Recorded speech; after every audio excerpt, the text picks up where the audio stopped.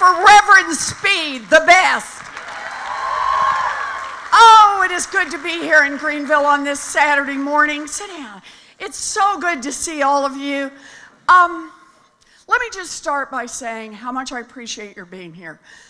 I know that these are hard times for our country, and a big part of the decision on where our country goes next is going to come right through the center of South Carolina, and I appreciate you taking your time this morning to be part of this, so thank you for being here. Now, I was thinking about what I want to talk about today, and I get it. We got a lot of headlines, right? Over the last couple of years, has there ever been a morning we didn't wake up and have a bunch of headlines? I mean, like just headlines, good Lord, you know, and then some more, and then some more, and then some more. One of the problems, though, is all those headlines coming down is sometimes we miss the rest of what's going on. Because a lot of what's going on is going on underneath. It's going on down in the quiet spaces, the spaces where people with money help make those decisions. In fact, I was just thinking about one this morning and reading a little bit yesterday that made me think about this. Anybody in here take prescription drugs or love somebody who takes prescription drugs? There we go. Anybody in here worried about the cost of prescription drugs? Yeah, okay, then you care about NAFTA 2.0. Right? Trade deal? Trade is all about steel and, right? No. What's happened is that this administration has gone out quietly and renegotiated a trade deal that they're going to try to push through Congress. And we got a problem in this country, high cost of prescription drugs. So, if you're a big drug company, what are the chances that you're going to be able to get a bill through Congress that actually makes prescription drugs more expensive? I'm guessing it would be a little bit of an uphill slog, even in that Congress, okay? But here's the deal. You put it in a trade agreement, and if the trade agreement passes, there's a little provision in NAFTA 2.0 that will drive up the cost of prescription drugs in Canada, the United States, and Mexico. All very quietly, all under the radar screen, and exactly why I'm here today to fight back. So, here we go. We gotta be in this fight. So, here's what I thought we'd do this morning. I'll tell you a little bit about myself. I'll tell you a little bit about this fight, and then we'll just take as many questions as we can. And then afterwards, I will stay for as long as anybody wants to stay and do a picture, because that's a fun part. So, get ready. I like that. Okay. So, I grew up out in Oklahoma. Whoa, okay. We Okies stick together on this. All right. Grew up out in Oklahoma. I was the baby. I have 3 much older brothers. I was what used to be known as a late in life baby. My mother always called me the surprise.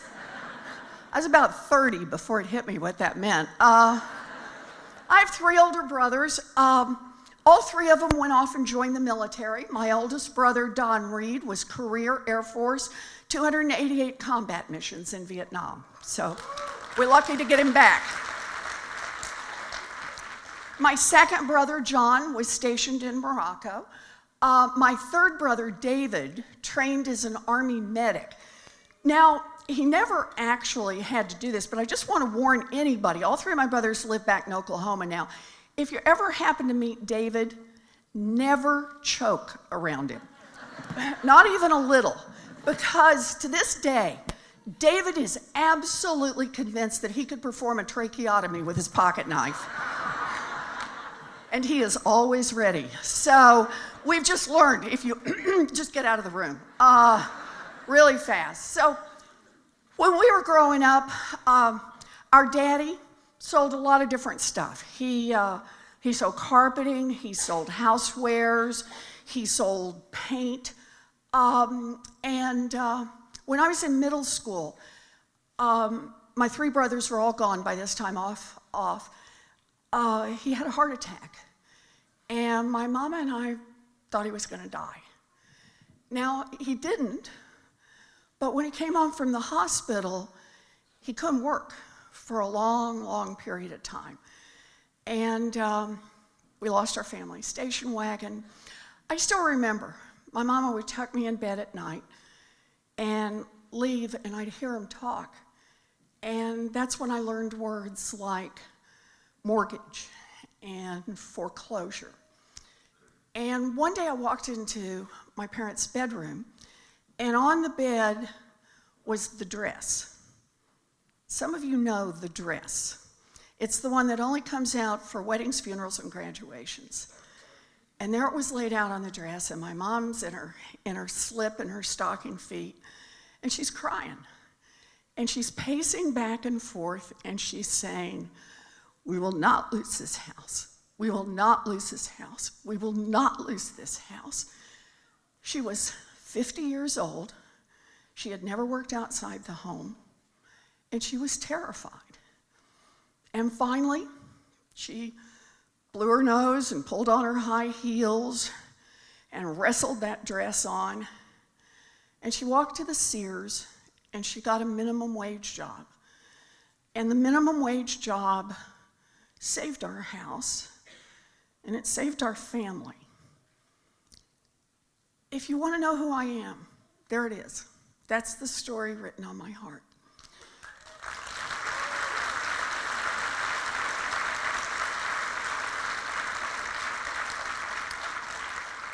Here's the thing.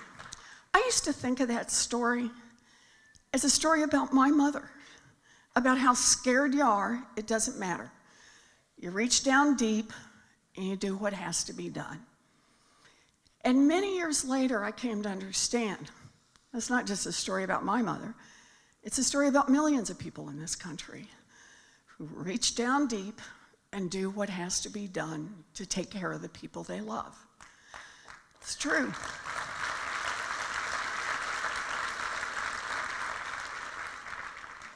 And then many years after that, it occurred to me, it is also a story about government.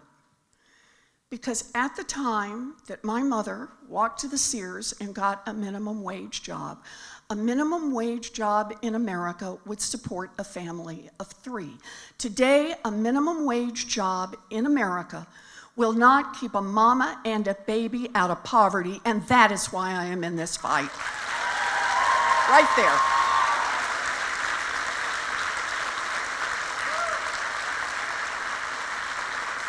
Yep. And why the big difference? I'll tell you exactly why the big difference. Because back when I was a little girl, the question that those folks off in Washington asked is, let's set the minimum wage. Gee, what does it take a family of 3 to get a toehold in America's middle class, to get a chance to be able to build something? That was the question they asked. Today, I've sat there in the hearings and listened to them. The question today is what will improve the profitability of giant corporations. I want a government that works for little families, not one that works for giant corporations. Yep.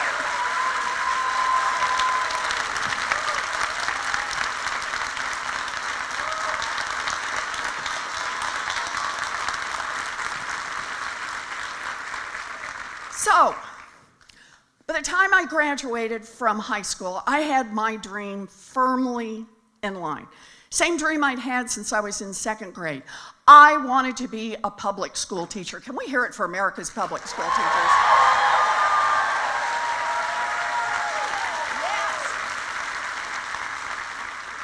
So, this is what I wanted. My path was a little winding and twisty. It included falling in love at 19, dropping out of school, and getting a chance to go back, commuter college. I ended up, I was a special needs teacher. Let's hear it for the special needs teachers. Yes, got one. I love that job. But by the end of my first year, I was visibly pregnant, not invited to come back. And I'm home with a baby. I make this crazy decision to go to law school. Again, long and windy path. I end up at a state law school, have a great time, but end up right back in teaching. And I've basically spent my whole life working on one kind of central question, and that is, what's happening to working families in this country? What's happened to hollow out America's middle class?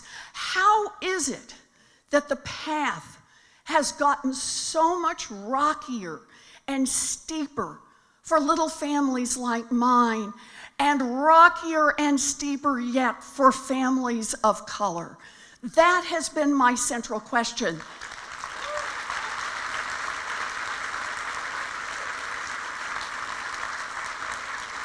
And here's what I'll tell you. What's happened is no accident. Understand, Washington works great. It really does. You hear this stuff about gridlock? Washington works great. It works great for giant drug companies, just not for people who are trying to fill a prescription. Yeah. It works great for giant oil companies that want to drill everywhere, just not for people who see climate change headed our way.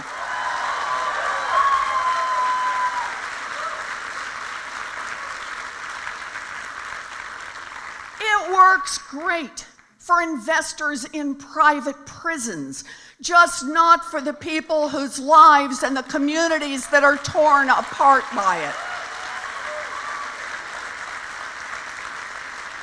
Yeah, Washington works great for those who have money. And we need to call that out for what it is: corruption, pure and simple. Yep.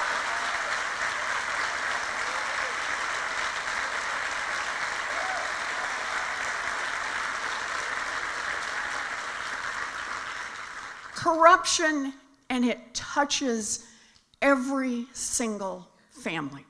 So think of it this way.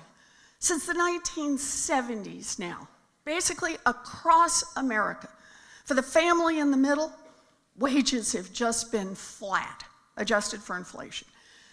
But the cost of housing, up 2/3. The cost of your health insurance, more than double. The cost of a college education, more than triple. Today, 40% of families in America could not find $400 if an emergency hit them. The consequences of a government that works better and better for those at the top is to kick dirt in everyone else's face, and that's why we're in this fight.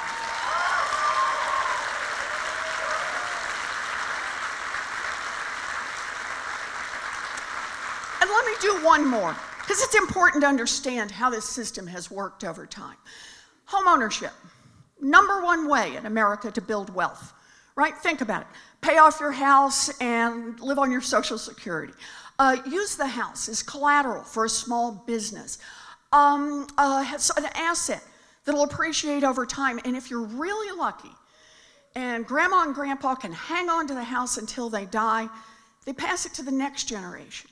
And that's how it is, generation after generation, that America's working families have built up wealth. So it's no surprise to hear that America, our federal government, actively subsidized the purchase of housing for white families. For black families, they discriminated. Redlining. They said, we're going to help mortgages over here, and we're going to keep them from happening over there. So it's no surprise that, by the way, this was legal into the 1960s. So back in 1960, no surprise that the gap between white homeownership and black homeownership was about 27 percentage points. Think about that, and think about the implication over time, right? Okay, change the laws, in the mid-1960s, civil rights laws come through, and guess what? Black home ownership starts to climb. In fact, all home ownership starts to climb. Start to close that gap a little. And then a government that has sold out to giant financial institutions turned its back. Well, those financial institutions targeted communities of color for the ugliest, lousiest, cheatinest mortgages on the face of this earth. And when that wasn't enough, and the crash hit, turned around and doubled down on those same communities for foreclosures. So I just want to tell you where we stand in America today. And that is that black-white homeownership gap today is 31 points. In other words, higher than it was when racial discrimination was legal in this country. I'm ready to fight back.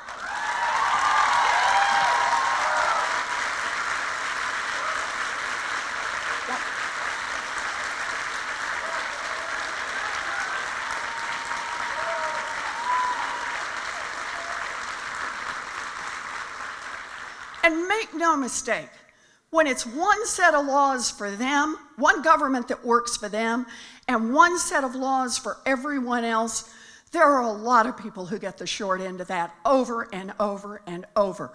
Women, Latinos, LGBTQ Americans, Native Americans, people with disabilities. There have been a lot of people who've been closed out for year after year after year, and we're here to say enough is enough.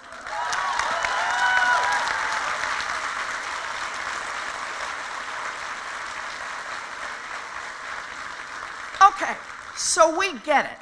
We know what's wrong.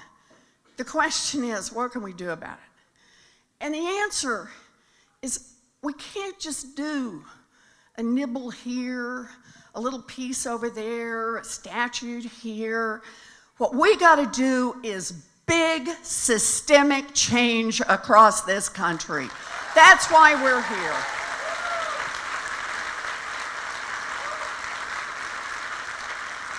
Oh, and I got a plan. So let's talk about how we do that. And let's start by changing the rules in Washington. I have the biggest anti-corruption bill since Watergate. It is time to clean up that place.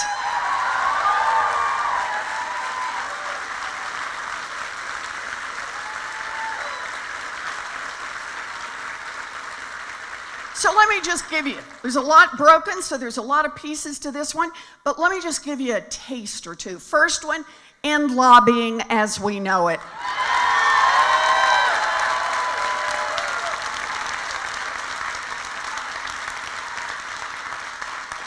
Second one, close the revolving door between Wall Street and Washington.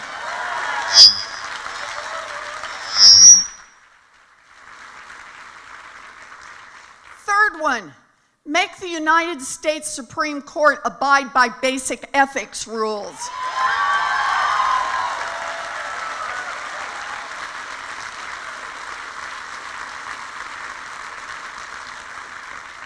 Okay, let me just do one more on this, just one more. I can go on a long time on this one, but let me do one more. And that is, anybody who wants to run for federal office has to put their tax returns online.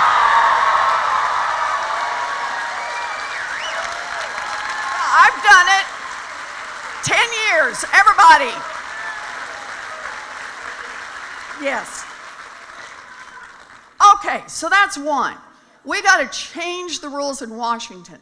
The second one, we got to change the rules in this economy. And let me talk about what that means system-wide, how you got to restructure this. Right now, giant corporations just get to do what they want. They just run over people, they run over small businesses, they run over little farms, they run over people who are worried about the environment. They just keep right on running. What we need is we need to get some balance back in the system, some power on the other side. And that means we got to make it easier to join a union. Unions built America's middle class. Unions will rebuild America's middle class.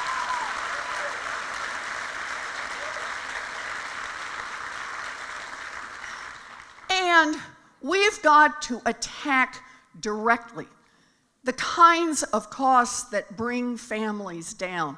Healthcare is a basic human right. Everyone is entitled to access at a price they can afford.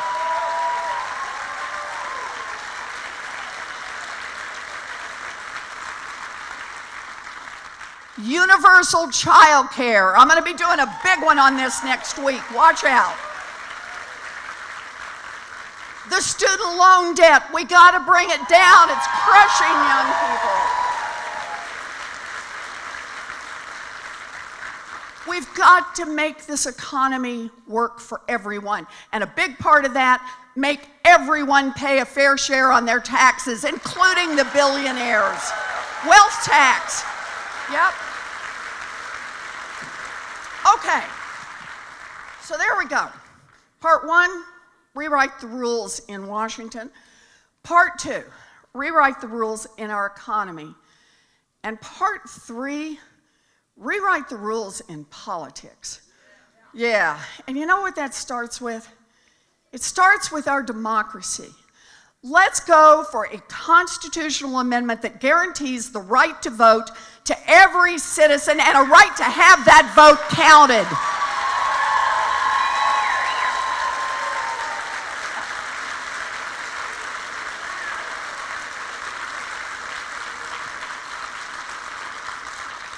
Let's roll back every voter suppression law that has been used to keep people of color from voting. And just one more on this. Let's overturn Citizens United. Democracy is not for sale.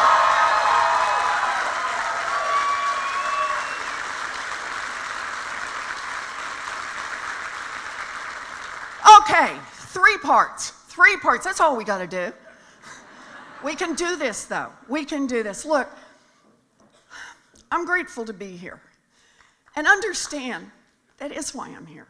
It's out of gratitude. My daddy ended up as a janitor. His little girl got a chance to be a public school teacher, a law professor, a United States senator, and a candidate for President of the United States.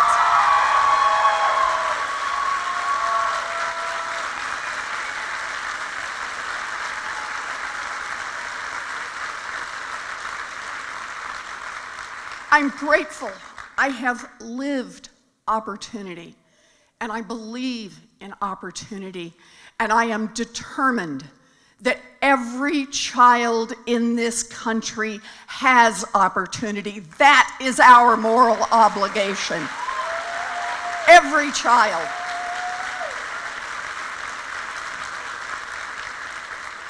So yeah, it is going to be hard.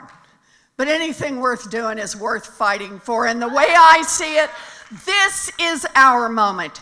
Our moment in history, our chance, our time to dream big, to fight hard, and to win. Yeah.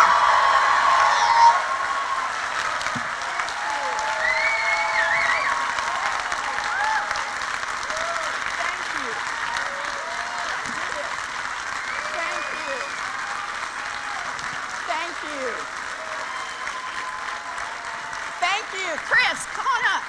Come on up, Chris. All right, Chris, you're the one who's going to make this happen. Go, Chris. Good morning, everyone. I know you guys are real anxious to get started asking Senator Warren some questions. I'm just going to lay down the ground rules so we can do this in an orderly and proper fashion. Oh, come on, we're Democrats. We never do anything in an orderly fashion. But we sure have fun. All right. So when you first came in, everyone got a ticket to ask questions. I have a very high-tech system for choosing questions. It's a basket with tickets in it. I'll choose numbers at random. I'm going to pick 3 at a time. When your number gets called up, please come down to one of the microphones on either side of the stage, and then you get to read your question out loud directly to Senator Warren. I'm going to call 3 at a time, and we'll just do as many as we possibly can in the time we've got, okay? Okay. All right. Without further ado, Senator Warren, would you like to do the honors? Oh, no, not me. I'm taking no responsibility for this. All right, our first number is 547118. 118. It's like a We rap. got one? We got a winner? We have a winner? Okay, we got a winner. All right. Ticket number 2, 547046. 046. Bingo! We got someone go. back here. Okay. All right, and one more for the first batch, 547005. 005. Oh, we got All another right. one. All right. Okay. Come on down, Good y'all. start. I'm ready. Okay. Thanks, Chris. You can stay up here. Oh, Look you at sure? those socks. My man. Well, wow. you know I had to wear my America socks. I'm impressed. Okay. Hi. Hi. Tell- Hi, my name's Yeah, Jordan. hi. Sorry about that. Tell me your name. Jordan. Hi, Jordan. First of all, it's an honor to meet the future president of the United States. Whoa! Thank you, Jordan. Secondly, my mom's a type 1 diabetic, and she Uh-huh. has to buy insulin, and the prices have really, for that and everything else, have gone up a lot over the past Yeah. few years. Well, Big Pharma just rakes in profits and continues to lobby politicians. What do you plan to do to stop that? All right. Control drug Thank you, prices. Jordan. It's a great question. Great question. So, let's start with the fact that it's time for Washington not to work just for the giant drug companies. It's time to work for people like Jordan's mom. Can we agree on that? Okay. So how do we do that? Let me start with just kind of how the world looks on this stuff on prescription drugs. Do you know that about 90% of prescriptions are actually for generic drugs? And insulin would be a good example if there were generic drug manufacturers making it. Because the thing is, insulin's been around nearly 100 years to treat diabetes. Anybody in here, think about it. Insulin, high blood pressure medication, certain pain medications, cholesterol medication, EpiPens, right? A lot of things that people get are covered as generic drugs. And the whole idea was, way back when, the way the market was going to work is we give these drug companies 6 years, a handful of years, that they could exclusively market a drug. Then it would be available to everybody. That would drive the price down to just basically the cost of ingredients plus a little profit. And everybody would get access to these drugs at a low cost. Only the reality is that hadn't worked. It hadn't even come close to working. So what we have right now is we have a drug market where for about 40% of generic drugs, there are 0 or 1 manufacturers. You want to guess how the pricing works on that? And for about 60% of the drugs, there are 0, 1, or 2. Okay, so we're not getting those markets to work. So here's my proposal. My proposal is when we've got a generic drug like that, and we've either got 0, 1, or 2 manufacturers out there, we haven't got any real competition, price is either through the roof, or for ones where there's not much of a market, they don't even bring it to market and they keep selling their variation that's under patent or don't even make the drug at all. What I propose is that the federal government contract to have those generic drugs made and then offer them available to anybody who has the prescription on a cost-plus basis. Bring the cost down for real families. That's something we could do on generic drugs. And good for Jordan's mother. But I'm going to make the point, because I probably will make this point more than once today, but I really want to intersect it one more time. Everything that brings you here today, whether you came here because, like Jordan, you're worried about the high cost of prescription drugs, you're worried about your student loans, you're worried about gun safety, you're worried about climate change, everything intersects at this question of who's calling the shots in Washington. And until we address that problem head on, until we look straight in the eye at the corruption and wrestle it to the ground, we're always going to be on the losing end of the fight. So that's why I say what we're here about today is we're here about prescription drugs, make no mistake. But we're here about getting our government to work not just for giant drug companies, not just for those who can hire armies of lobbyists and lawyers, but to get it to work for the rest of us. That's why. Okay, good. Good. Good. Who we got? I thought we had some more winners there. Oh, here we go. Go ahead. Hi, my name is Heather Elizabeth Warren, Whoa. hilariously enough. Hello, Heather Elizabeth. Fellow Warren. That's right. My question for you had to do with gun violence. Yes, ma'am. I have 15-year-old twins, my daughter who's here with me, and a 15-year-old twin son who's at a robotics competition. Okay, your daughter is now trying to crawl into the seat in front of her. Probably. She's like, Mom. Yeah. Uh-huh. Just my question is, it feels like a little bit like no one cares anymore. Yeah. That after we let little kindergartners get shot down in their classroom, that we simply have become numb. My question for you is, when are we going to become unnumb? Okay. And what can we do about it? Thank you. Thank you, Heather.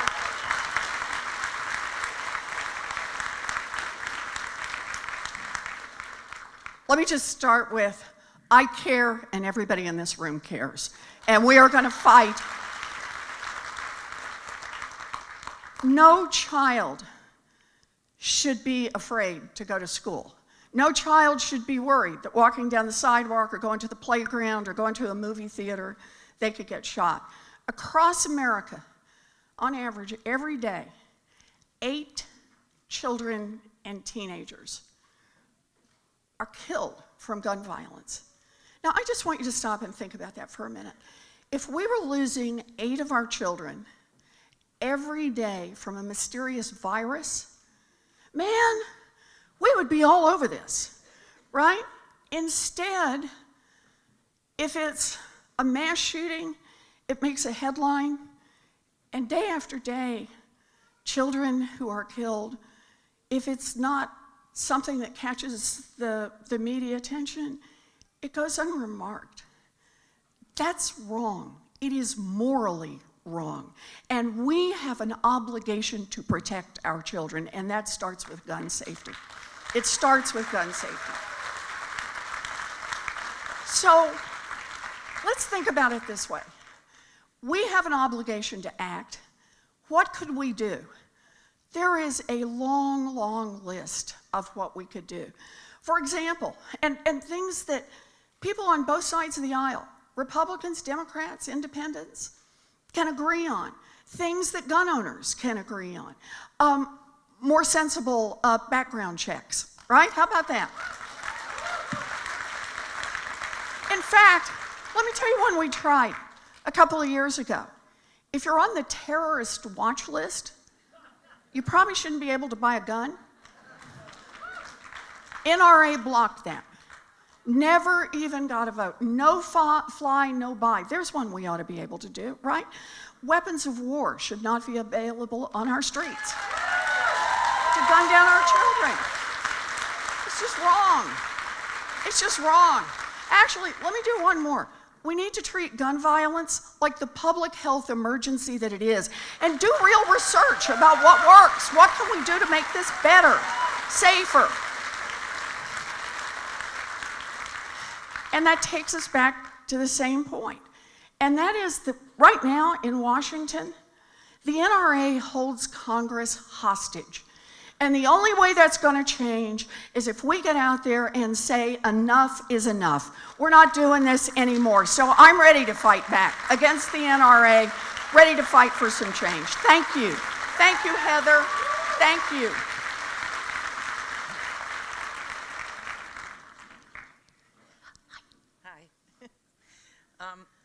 It's a pleasure to be here. It's nice to meet see you in you. person. Tell me your name. My name's Kathy McGee. Hi, Kathy. I'm from New England. Okay, we'll take that. We like that. Not Massachusetts, but That's okay. I'm the mother of a combat veteran. Uh-huh. When he went to Afghanistan, he was a very healthy person. He's come back very unhealthy. Just one example, I took Thursday off from work, Drove 2 hours to pick him up and another hour to bring him to the VA, to the appointment that they had canceled without letting us know for the second time. It's constant. He's been sick for a year and a half. He's gone over and over again to the VA. All they do is do another test, nothing ever happens. He's lost 50 pounds in a year and a half, and he was never a heavy person. He's self-employed. He has no other health insurance but the VA. What are we going to do about this?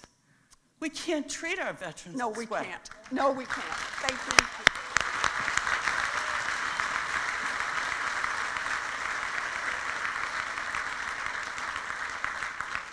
So let me start by saying just how sorry I am, Catherine, and how lucky your son is to have a mother who fights for him. Thank you. Thank you for being here. Thank you. Thank you. Look, our veterans are people who signed up and who put it all on the line. They agreed to put their lives at risk to keep the rest of us safe. And that means that we owe them a sacred obligation.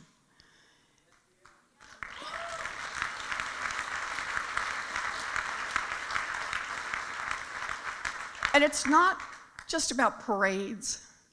It's not just about saying thank you. Those are great. But it means we have to fulfill our promises.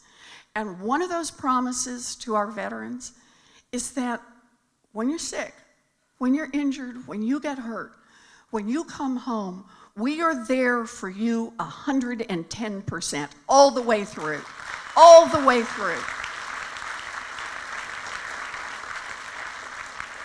So, yeah, part of it is we just got to keep this one front and center. We need a VA. Look, and I meet lots of good people who work at the VA. I actually want to make that clear. I go visit our VA hospitals. There are people who have dedicated their lives, people who could be making a lot more money if they worked somewhere else. But I meet nurses, I meet physical therapists, I meet doctors who are truly dedicated to the mission. But we've got a system that's broken. And we've got a system that's still working at cross purposes with itself. A system that says, for example, let's keep trying to delay the costs of veterans' care. And how to do that? Well, when they're sick, you kind of push it out. Shoot, if they're still in the military, when they start showing that they've got problems, give them an other than honorable discharge so that they won't be eligible for any health care, regardless of how those injuries occurred. That is obscene for the United States government to do that.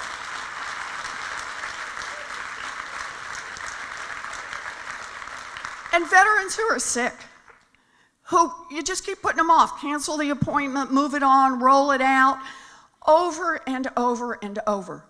Part of this is not wanting to acknowledge the costs of sending people to war, because the cost of sending people to war is the cost also of taking care of all of those who come back home hurt.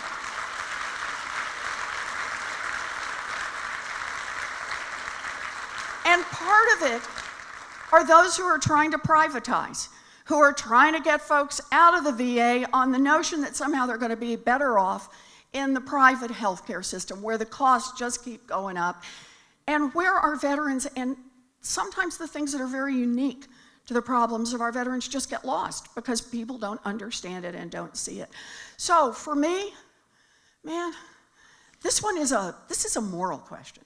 This is, what does it mean to be a good citizen of the United States of America? And it means standing up for our veterans, and it means demanding a VA hospital that works for every one of them. So thank you. Thank you. Thanks, Kathleen. Okay. We got... All right. We have our next three lucky winners. 547042. 042. 547002. Here we go. And 547043. Okay. We got a couple here. All right.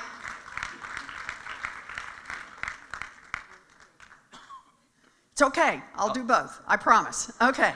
Don't be too polite now. Okay. It's South Carolina polite. Okay. Okay. Which I understand is related to South Carolina barbecue. Okay. It's a real pleasure to meet you, Elizabeth. Thank you. I've always admired your feistiness. I identify with it. Thank you. Tell me your name. My name is Jenny Rizzo-Patron. My mother was American, my father Peruvian, and I've lived here since I was 20. Okay. Hey, Jenny. Okay. I wanted to talk about two things as briefly as I can. Okay. One has to do with taxation, Oh, I'm there. recessive and progressive, and the meaning of that. And the other one is health care. Okay, with Reagan, I was a student, and I had $800 a month with 2 children. I was a single mother. And he said, oh, let's reduce taxes. Right. And, but in order to reduce taxes, you have to expand your tax base, which meant that I had a fellowship. I had $800 a month, and they slapped a 15% tax on my $800, which meant that I got $680 instead of $800. Right.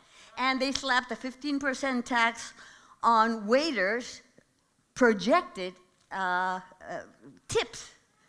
So people say, well, yeah, we all want our taxes to go down, but for them to go down, you have to expand the tax base. That's a problem, and people don't understand that.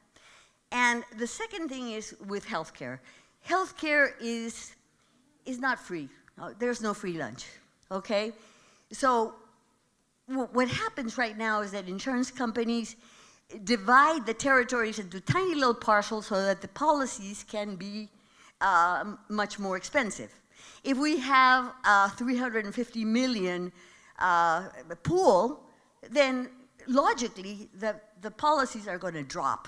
Okay, and that doesn't mean that you eliminate insurance companies because they can do the supplementary like Medicare, okay? But, you know, we should pay it from our taxes, but progressive taxes. In other words, those who earn more than $10 million, you know, a year should pay a lot more than those who don't. Okay, thank you, Jenny. I think I got it. Okay. A 2-for-1 here, Jenny. Okay, so, but let's talk taxes for a minute. Okay, let's talk taxes. Jenny makes a really good point about you always want to understand the details of the tax system, not the headline that the folks who are promoting it put out. And I just want to roll forward. Jenny's still unhappy about what happened with taxes in the Reagan administration. I got you, Jenny, but it hadn't gotten better since then. And a little over a year ago, just keep in mind, you want to understand the difference between political parties in America? A little over a year ago in Congress, in the space of just a few weeks, the Republicans, and I mean every single Republican, without a single Democratic vote, gave away about $1 trillion to billionaires, millionaires, and giant corporations. Yeah, think about that. That tells you who that government works for. In fact, a couple of them got caught with their pants around their ankles explaining that they had to do this quickly because their big donors had said, you don't get through my tax break, don't come back for a political contribution. Can we just say corruption again? Yeah. Yeah. Okay. So, first of all, I think that's wrong. And I think we ought to roll this back for the billionaires, the giant corporations. But I want to think about this another way. This gives me a chance. Jenny gave me an opening here, and I'm going to take it because it matters to me. And that is, I think it is time to put a modest tax on the giant fortunes in this country. So everybody who's got more than $50 million, think about that, in assets, ought to be paying 2% a year back into the kitty to help support the country that helped them get rich. Yep. Now, I think of this as basic fairness. And here's how I want you just to see the basic fairness part of this. The top right now in America, this year, the top 0.1% is gonna pay about 3.2% all in of their total wealth in taxes. The 99.9%, are there a few 99.9% in here? Just a handful of you who maybe are in that part. The 99.9% are going to be paying on average about 7.2% of your total wealth all in taxes. This just isn't fair. I'm tired of billionaire freeloaders. I want everybody to pay a fair share to keep this government going.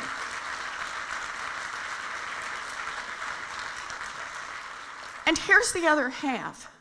I want them to pay it because it goes back to where I see all of this.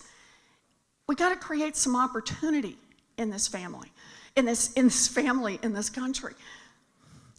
Back in the 1940s, a kid born back then, a child back then, had a better than 90% chance of doing better than their folks, right? By the time we get to the 1980s, it's about 50-50. Today, we could be the first generation in American history where our children will do significantly worse than we did. How do we keep that from happening? How do we reverse that? We ask everybody to pay a fair share, and then we put that money into opportunity for our kids. We put it into universal child care. We put it into reducing the student loan debt burden. We put it into building a 21st century infrastructure so we have good jobs right here in America. We put it into our future. That's what it's all about. Yep. And healthcare. Oh, Chris is going to give me the hook here. I will just say quickly on healthcare. Healthcare is a basic human right. We fight for basic human rights. What's our job? Our job is to make sure that every person in this country has access to health care at a cost that they can afford. That is our job. Number one job. Am I good on this, Chris? You're good. Okay.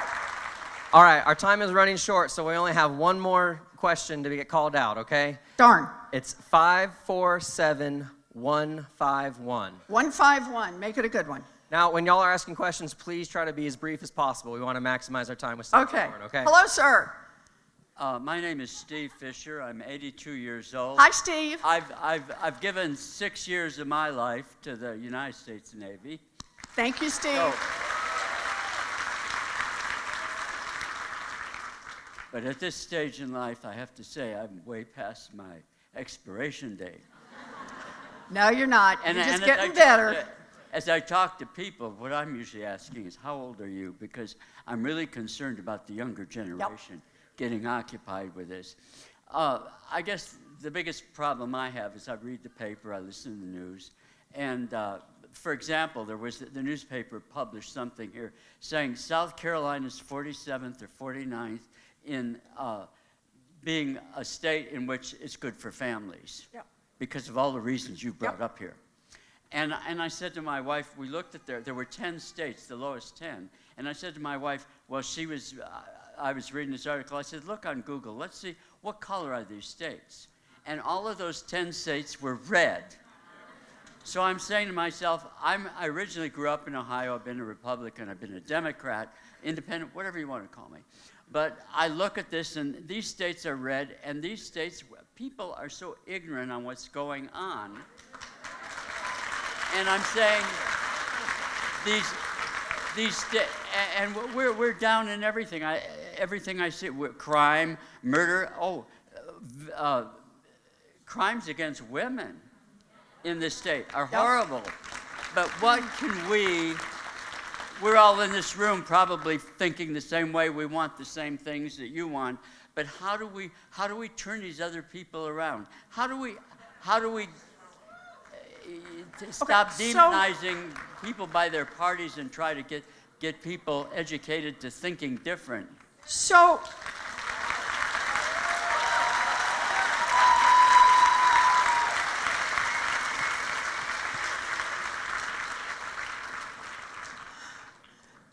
let me just start somewhere else. No, I promise I'll link this up. There are 44 million people in America who have hearing loss. Anybody say, what? What'd she say? Who knows somebody with hearing loss? Or has hearing, wow, okay, there you go. 44 million people in America have hearing loss. And yet, fewer than 1 in 6 will actually get the hearing aids they need. And you know the reason?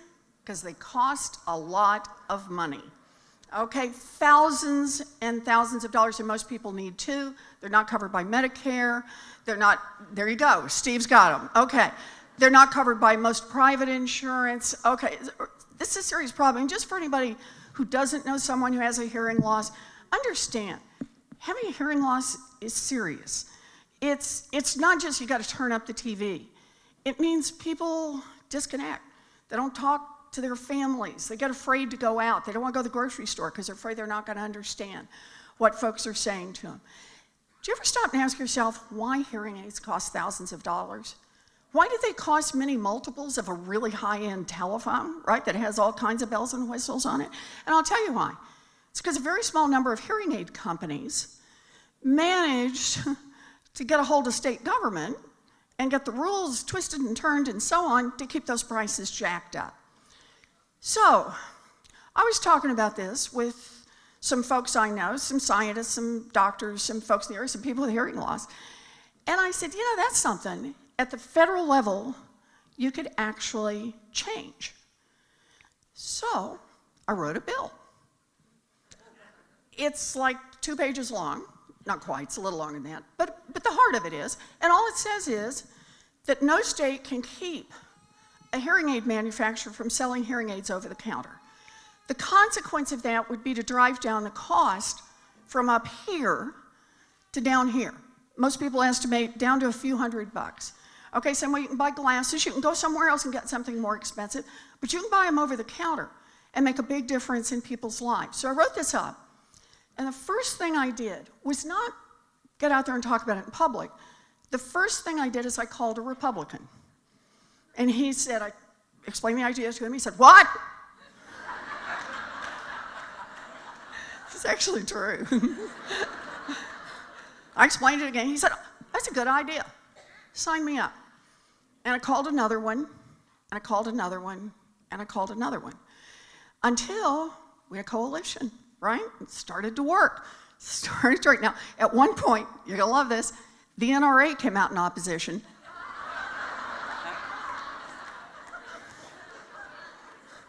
Man, Washington's like an amazing place, right?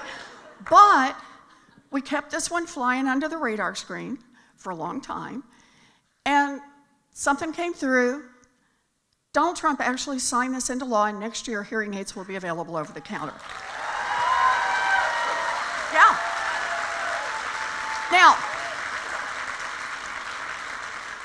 the reason that's my answer to Steve, or at least a little, I'm going to see if I can now hook this up a little bit, is to say part of what we've got to do is we got to talk about when government works, and we got to get out there and make it work for people. You know, there's been this story over and over and over. Government doesn't work for people, and here's the thing, a lot of times it doesn't. It doesn't always, in fact, it doesn't even come close. This has been part of the point of what I've been talking about. But we can change that. We can make it work. We can make these pieces. We can find these places where we can make it work. Now, big pieces, if we're going to wrestle it to the ground over whether or not you believe healthcare is a basic human right, that one's not going to be a quiet fight. That's going to be big and noisy, and people all across this state And all across our country, we're going to be in that fight. Because that is a fight for our values. We are determined that our government will reflect our values. But the point I want to make is this is a core point about democracy. I'm not a pessimist. I'm not down on people. Shoot, there are people in Massachusetts who didn't vote for me. Dang, how'd that happen, right? I'm out there fighting every day. But it's to say, can we talk about our values? Can we talk about the pieces that come together? I started this with my 3 brothers. One is a Democrat. Think about that. But all 4 of us kids, we care about a lot of the same basic things. We want all of our kids to be able to get health care. We want all of our kids to be able to get a decent education. We want my 3 brothers and me, we want our grandkids to be able to get early childhood education, early learning, a chance to build a future from the very first day. Those are the things we want. So, I'm not into attack. I may be feisty. That's one nice word people have put on it. I may be feisty, but it's not on the attack. It's to fight for what we believe in. And it's to try to build little bridges where we can, big bridges where we can, but more than anything else, to get out there and talk about the vision of what we see. An America where every kid gets a fighting chance to build a future.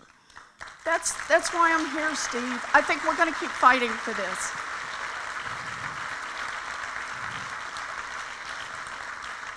I get that Steve is frustrated, but we got to stay in this fight, Steve. We just got to do it. We got one more question, is that right? Or we through? 2. We have 2 more. Okay, I'm gonna do these fast. Thank you, Steve. I appreciate it. Yeah. We'll make it quick. It's really nice to meet you. Thanks for It's coming. nice to meet you. Tell me your name. Thanks for coming to that Greenville. Okay. It's our hashtag we use. You'll find it. Okay, good. My name's Jared Wiggins. Hi, Jared. I grew up in a family where my dad was in the military, my mom was a teacher. Very, very middle class. I think sometimes our meals were the free samples at the grocery store on Saturday morning. Uh-huh. So that's kind of where we came from. We've eaten that. Uh-huh. Yeah, 3 younger brothers, so the opposite Yeah. spectrum as you. But education was pounded into us as something that was important, and You had many educational opportunities that you were very happy to take advantage of. I did. You did yes. not mean education was pounded into you. Well, my mom You pounded. can always tell a school teacher. Come on, Jared. Okay. Oh my gosh, my mom's gonna kill me. Yeah, exactly. I'm just trying to save you, man. Okay. Thank you. I need a lot of saving, so. But no, we were all told that college was maybe our pathway to a stronger life than the family that we grew up in had. Yep. And I took out a lot of student loans to make that dream a reality. Yep. Tens of thousands of dollars. And there's a lot of conversations going on right now, just in the past week, of should we start pulling student loan payments directly out of our paychecks? There's conversations that have Yeah, that'll help. Yeah, conversations previously about how do we make college more affordable, but what are we gonna do for those students like me who went to school when tuition was raising 100% over a decade, and we're straddled with tens of thousands of dollars in Okay. debt right now? Good, Jared. Thank you. I'm glad you asked this.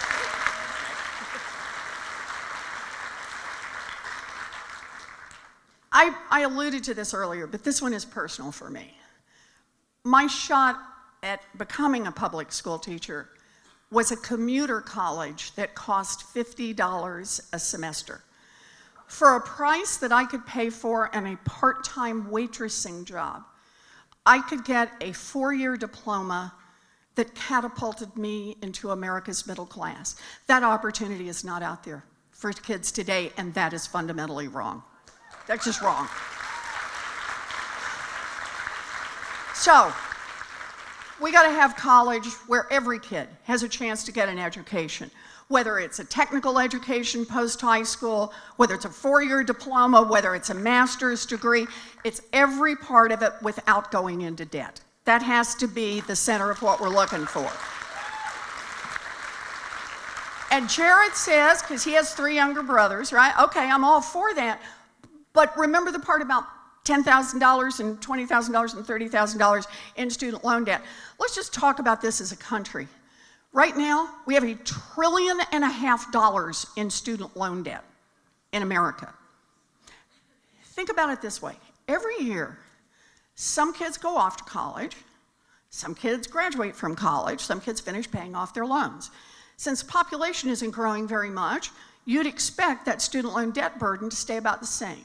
The interest rates are so high, so many people are struggling to pay, so much in fees, so much in default, that snowball of debt is growing by $100 billion a year.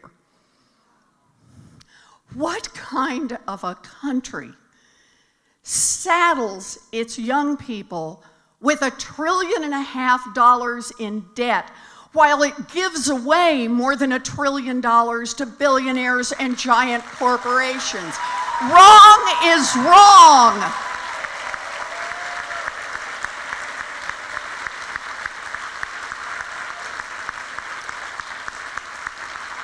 So what can we do about it? Okay, I got to tell you this one quick thing. So I got elected to the Senate back in 2012, go in 2013. The first bill that I put in was to refinance student loan debt. Now, it was a little cheeky, I will admit. My proposal was that our students, or people who had taken out student loan debt, should pay the same interest rate as Wells Fargo and Citibank when they're borrowing from the Fed. It's all just an investment. By the way, when I did that, you know how many co-sponsors I had? 0. Because it was so far out there. So part of the answer has been that people now get up and talk about this, and it's important. You know, debt carries a lot of stigma with it. People have carried around rocks on their back for a long time. Everybody keeps smiling and shaking hands, and the debts get harder and harder and harder. So I'm going to give one more pitch to my wealth tax, right? That wealth tax I was telling you about, 2% on fortunes greater than $50 million a year. That would produce $2.75 trillion over the next 10 years. Can we say things like universal child care, early learning, investment in public schools, and reduce our student loan debt burden? Again? Thank you, Jared.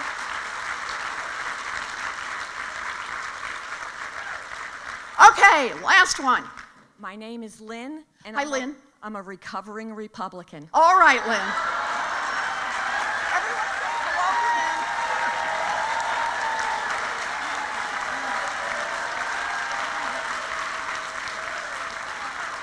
It's a warm and welcoming crowd here, Lynn. We're glad to see you. I like that. I have a fast two-part question. Okay. First part is regarding the media.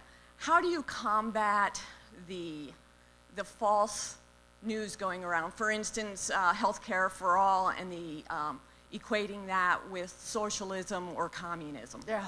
And how do we fight that sort of thing against people who don't know better? Right. And the second is, how do you feel about term limits? Ah, interesting. So I'm going to do the second one first. I got to tell you, I'm not a huge fan on term limits, and I'll tell you why. I think it increases the power of the lobbyists. Because you better believe, when folks in the state legislature or in Congress can only stay for 6 years, 8 years, the lobbyists will be there for 12 and 14 and 20. And they're the ones who'll understand the game, and everybody new who comes in the door is ripe for the picking. So I have not been a fan of term limits.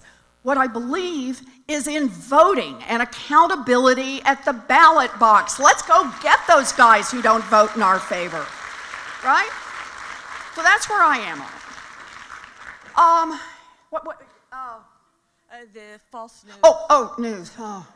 Yeah, news, right. You just want to block it out, right?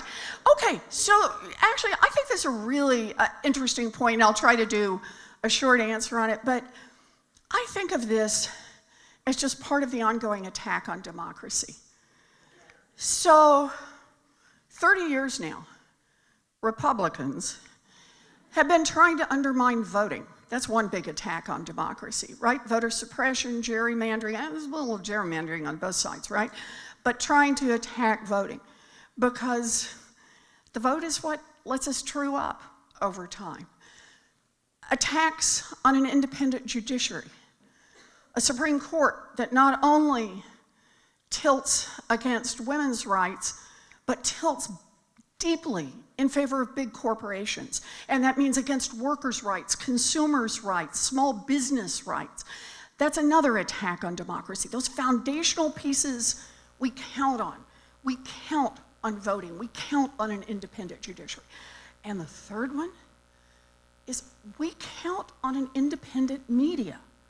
We count on news that's honest and true as best it can be. And when the Republicans, and it is the Republicans, want to, Donald Trump and the fake news business, it's a way of saying, you can't hold me accountable. You're not out there. See, that's how it works. In between elections, it's the media that gets out there and holds every elected official accountable, that gets out there and tells what you're up to, that gets out there and explains what those votes are that are coming up and who's lobbying and where the money is coming from. And they don't want to hear that. So we're caught in this moment, not just where we disagree with each other. This really goes back to Steve's point. We're caught in this moment when the very foundations of democracy are under attack. This is a scary moment for our country, but it is also a moment of great opportunity. This is the moment when democracy is starting to reinvent itself, when how we understand, how we participate, how we make our government responsive is fundamentally changing. Think about it this way. 3 years ago, there wasn't even a group called Indivisible. Today, they're all over America, out there making their voices heard. Organizations that have been around for a long time have been revitalized. 1 million new members who come in for women's groups and say, we're going to be in this fight. For Emily's List, who say, we're going to help women get elected, are in it. It's like, this is the moment. This is the big contest. And we saw it in 2016, and boy, we fumbled that one badly, right? Bad. But we came back. I still remember this. I went to see the inauguration. I was there. I come from a faith tradition of witnessing. I'm serious. You go and you look. I think it's important. I felt like it was part of my responsibility. From me to Reverend Speed, when he was sworn in, is burned in my eyeballs. Forever. But that turns out to be a good thing. If there's ever a moment I'm a little down, I'm thinking, time to kick back, rest a little. I close my eyes, I see him get sworn in. I'm like, I'm back. I'm in this. I'm fighting. I'm in it.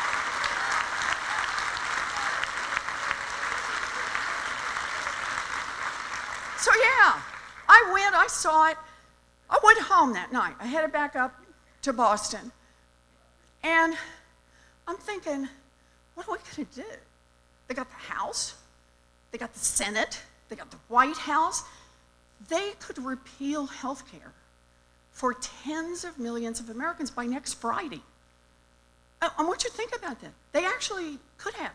We don't have the votes to stop them. All we had was we still had our right to assemble. We had our right to raise our voices. That next morning, after the inauguration, I went to what turned out to be the biggest protest march in the history of the world.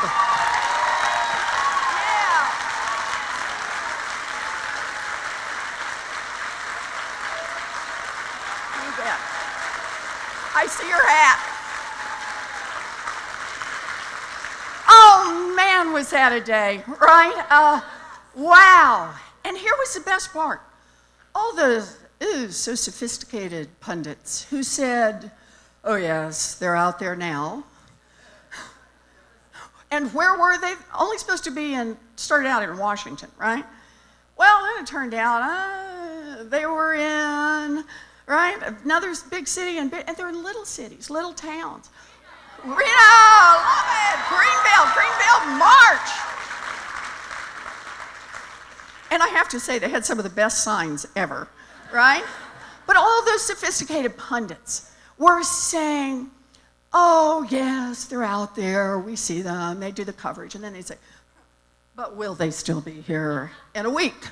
And the answer was, oh, yeah. Will they still be here in a month? And the answer was, mm-hmm. Will they still be here in a year? And the answer was, more than ever, baby. And that's what's changed. Yeah, I'm worried. I'm worried about the attacks on the press. You bet I am. I'm worried about fake news. I'm worried about people who call things by the wrong name. I'm worried about misinformation out there. But the only thing we can do is we can fight back. We do it face to face, person to person. We organize, we join arms, and we make change in this country together. That's how we do this. Thank you. Thank you, Lynn.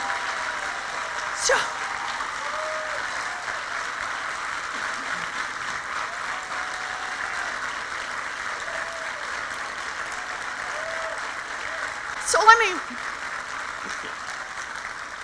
let me just say this.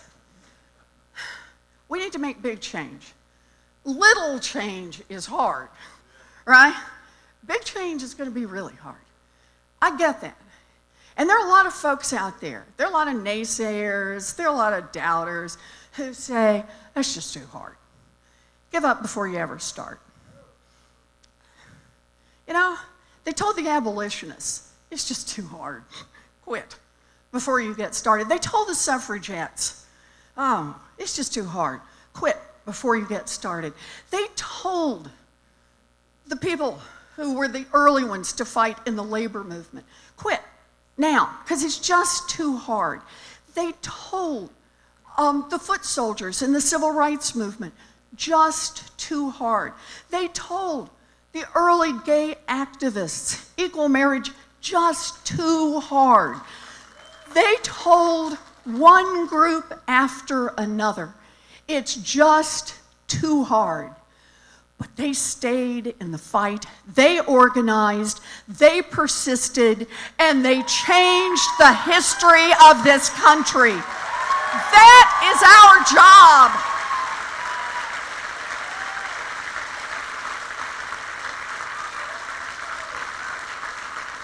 This is it.